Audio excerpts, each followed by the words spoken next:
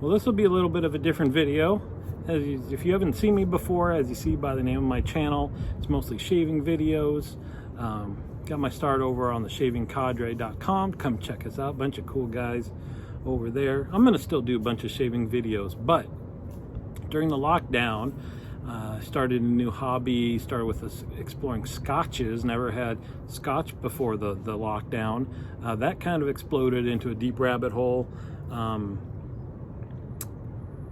You know, then looked into like bourbons and rye, all that stuff. But my main focus is still scotch. And just last week, about a week and a half ago, exposed myself to Mezcal for the first time. Had it at a restaurant.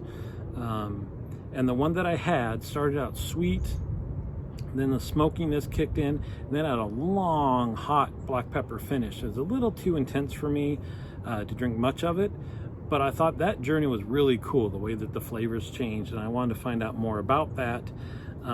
I'd done that just a day or two before doing online tasting with, San Francisco Whiskey Bourbon Scotch Society. I don't think I have the words right. Anyway, they plan all sorts of different tastings and stuff like that. So we did a tasting of Resperal Mezcals, and I think that was kind of jumping in the deep end for me. Those are all a little bit too intense right off the bat. That was only my second experience ever. So I thought, I'm backing off a little bit, getting maybe some more pedestrian mezcals to try out. Have a new journey there, and I kind of thought, you know, I'm not finding nearly as many videos on mezcals as whiskeys, bourbons, scotches, that kind of thing. So I thought, hey, I should record my journey. Complete novice at this, just my thoughts. I don't purport to do professional tasting notes or anything like that. And I should have done this at the beginning of scotches anyway. But anyway, so I'll be putting some of these out. Most of them will be shorter because they won't have this explanation. So there you go. So I've got one from Bozal. This time, this is an artisanal mezcal, which means they still use some of the basic methods. Crush the stuff with a big stone. They're still roasting the agave in a pit, not doing steam roasting or anything like that. So I looked up some of the notes on their website. So this has, this is and it says right here, an Ensamble. So it's a mixture of these three different types of agaves.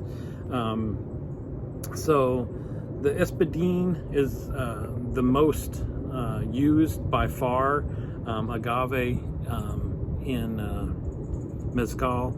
They say it has wet earth, rich smoke, and a finish of wildflowers. The barril is a wild agave that they use in fencing to divide lands in Oaxaca. It has notes of citrus, floral, and green pepper on the nose, with taste of citrus and creamy banana. And then the Mexicano, they say, grows in the moist environment at lower elevations. It adds intensity, complexity, and is herbaceous and earthy. So there you go. You can see it's still sealed up, still brand new. So we'll pop open this guy, take a taste. I'll give you a few notes. Plus, that's a cool bottle, right? So here we go. I gotta get the little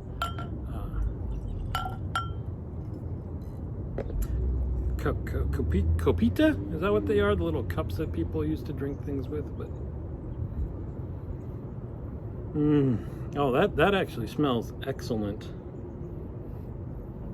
There's a note that I'm getting on all mezcals that I'm assuming is very just it's very earthy and very green, and I'm assuming that's just kind of the smell of agave.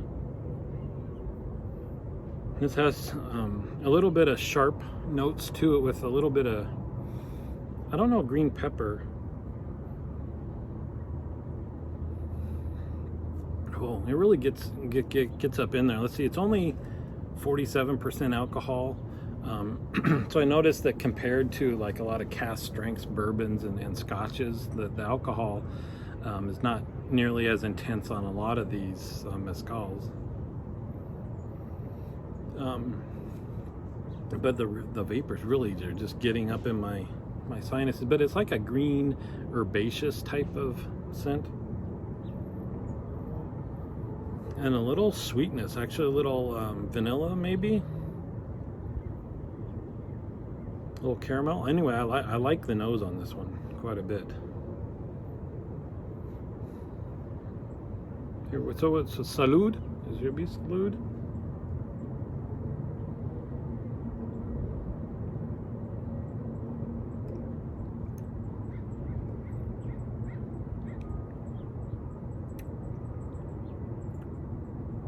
Wow.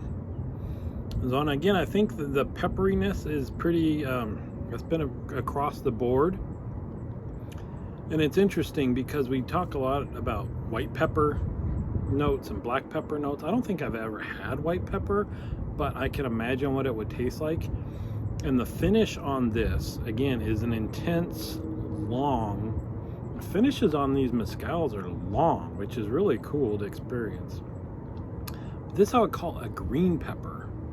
Not like a green pepper vegetable, but if you could have like a hard green pepper, which I've never even heard of. But I think it's got like a lot of herbaceous notes to it, along with the heat of the pepper on the end.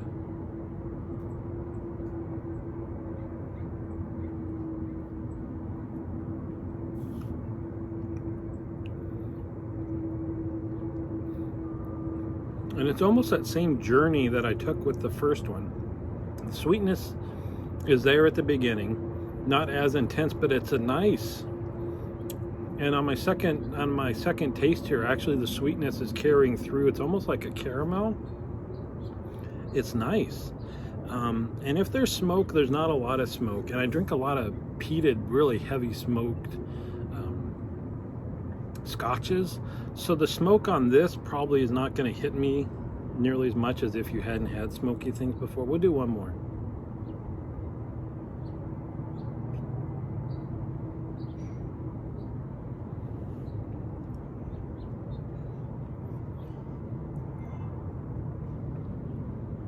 But that's nice. The more I have of it, the more well-rounded the flavors are.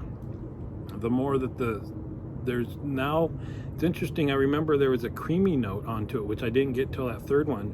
This creaminess that lasts through even the finish, kind of a coating of the mouth. I think I'm really going to enjoy this one. That the creaminess and the sweetness. There's still the pepper through the finish, but those other notes kind of more rounded out and make it a little less intense. So there we go. I think I would recommend this one. Out of my large experience, this is the 6th mezcal that I've had, and this would be my favorite so far. I think just in terms of ease of drinking and not being too intense. There you go. See you on the forum.